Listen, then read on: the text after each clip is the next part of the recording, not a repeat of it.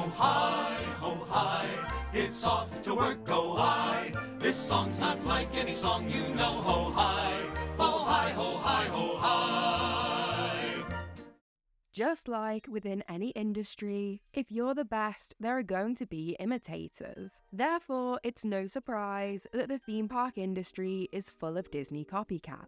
Although more regularly they're copied, Disney, of course, is no stranger to borrowing ideas from rivals. Epcot's The Living Seas Pavilion was an attempt to compete with SeaWorld Orlando, and Splash Mountain's resemblance to the Timber Mountain log ride at Knott's Berry Farm was no coincidence.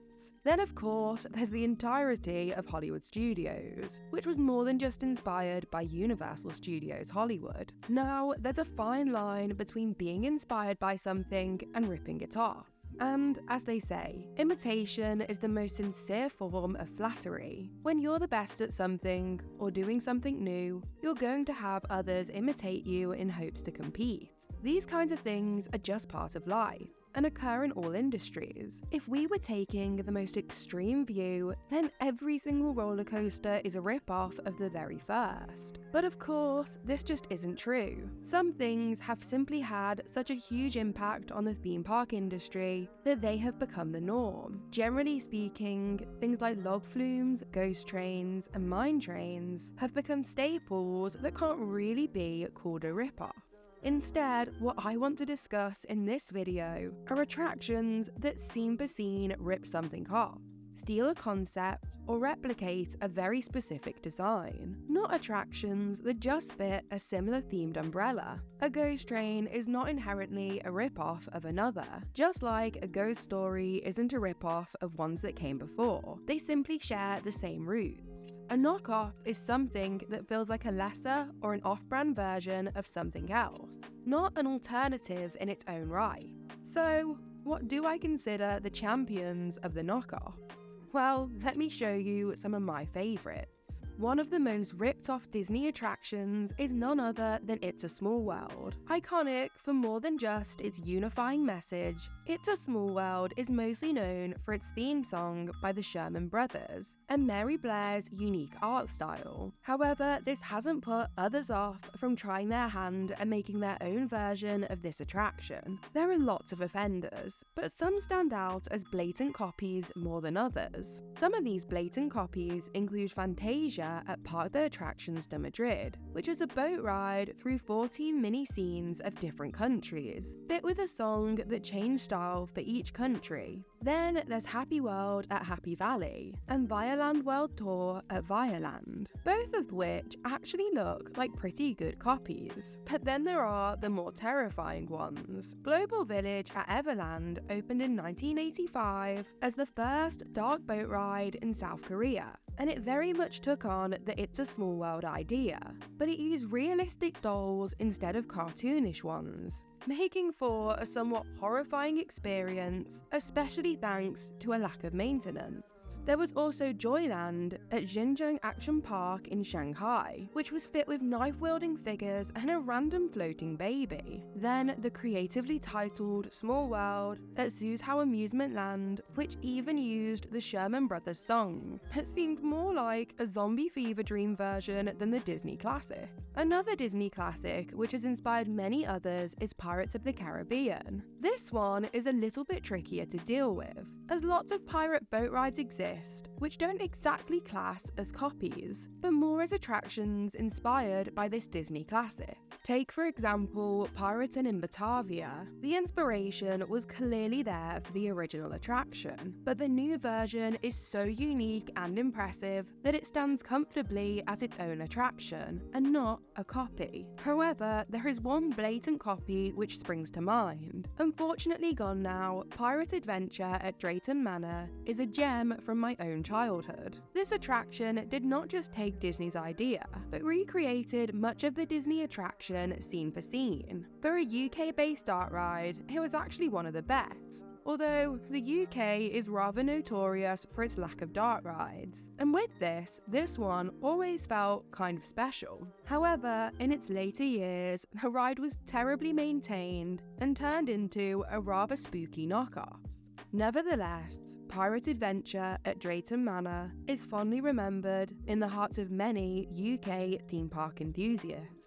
One more UK knockoff that I remember fondly is the Hard Luck Bears Jamboree, located at Gulliver's Kingdom. Upon researching this attraction, I discovered that it was far from the only one of its kind. This animatronic show was manufactured and sold to parks all around the world by the company Creative Engineering. Various versions appeared under various names such as the Bear Country Jubilee and the Rock of Fire Explosion. These animatronic shows were very clearly based on Disney's Country Bear Jamboree, taking the idea and replicating it with slight changes in characters and songs, but absolutely no change in concept. The Hard Luck Bears Jamboree is a modified version of the Rock of Fire Explosion band that operated at 3 Gulliver's theme parks in the UK. The original Rock of Fire Explosion is an animatronic band that played in Showbiz Pizza Place restaurants in Orlando from 1980 until 1992, and was very much a predecessor to the now very famous Chuck E. Cheese restaurant shows. Then there are the Hard Luck Bears, which were installed in 9 theme parks from 1980 up until 2000. The first installation was at Carowinds, and the last currently operating show was at Fantasyland in Chile.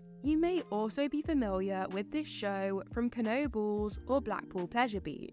Amongst many other smaller parks, sticking in the UK, there is another pretty iconic Disney copycat, and this one is loved by many. Located at Blackpool Pleasure Beach, the Alice ride is a rather interesting example. If any park has a right to rip off Disney's creations, it's Blackpool Pleasure Beach. The park's classic river caves predates Pirates of the Caribbean and was one of the inspirations for Disney's classic boat ride. Therefore, it's no surprise that Walt Disney actually personally licensed Arrow Development to build a budget version of Disneyland's very own Alice in Wonderland ride, located at Blackpool Pleasure Beach. This attraction is similar to Disney's in so many ways, from its track layout to the specific scenes within. However, instead of drawing from the Disney animated film, it is a dark ride through scenes from Lewis Carroll's Alice's Adventures in Wonderland and Through the Looking Glass.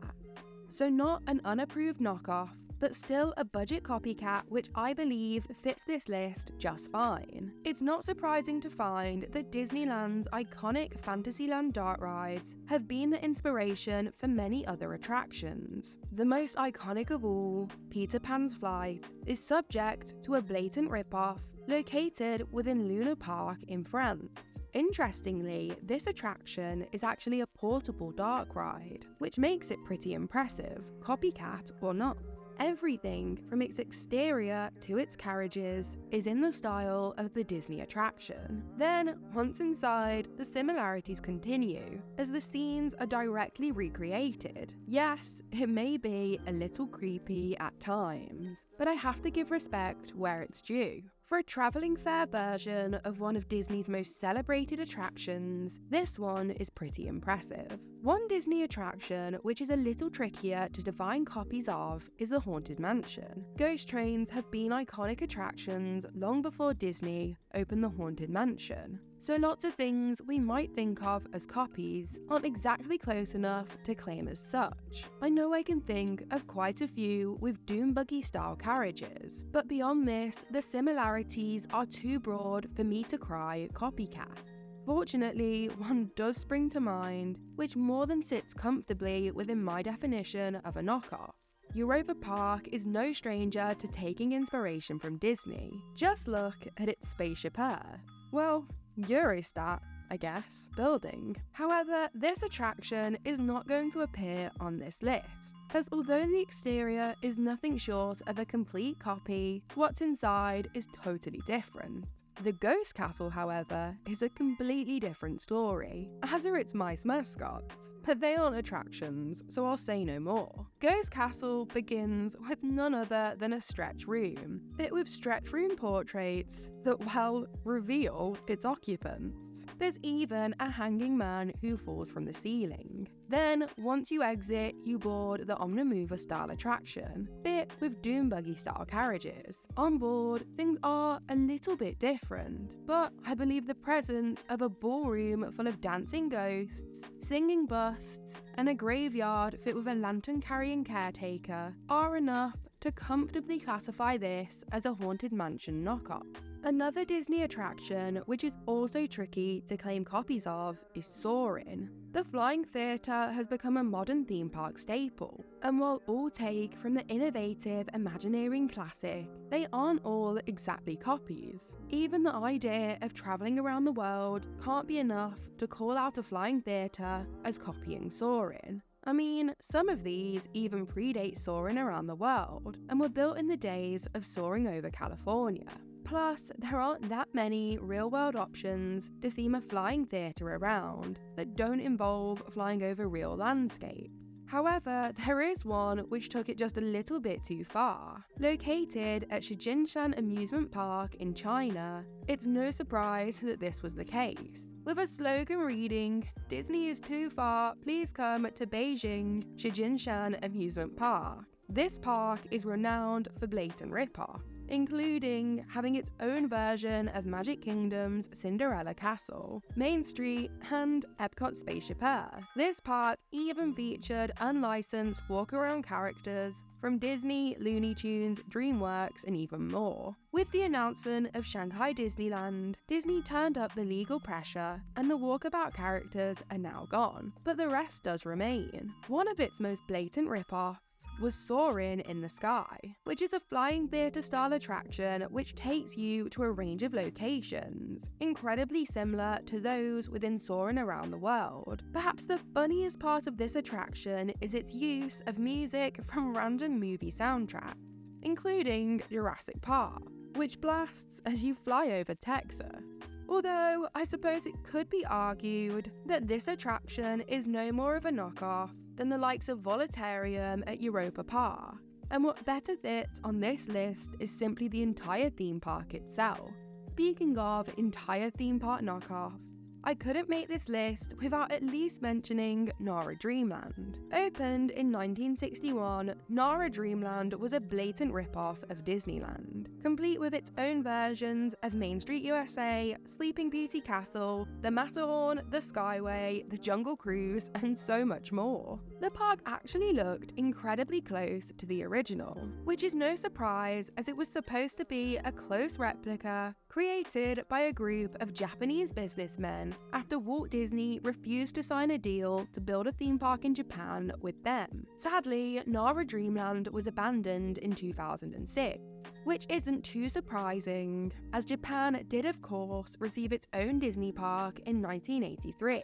Thus, I'm actually kind of surprised that Nara Dreamland managed to last as long as it did, with such tough competition so nearby. Another park that feels like a bit of a Disney knockoff is South Korea's Lotte World. Not only does this park have its own Cinderella Castle, but it also has attractions rather similar to Pirates of the Caribbean and Indiana Jones. Then there's Dreamworld Bangkok, fit with a Small World style entrance, a haunted mansion, a space mountain, its very own castle, and even a monorail. Although overall, I'd argue that these aren't egregious enough to make this list. Another park like this is Movieland Italy, which is absolutely full of unlicensed references, but doesn't really have anything good enough to be considered a true knockoff. Disney is not the only park to be copied. Practically no theme park is immune from potential copycats. In fact, Universal Studios has also been victim to some pretty funny knockoffs.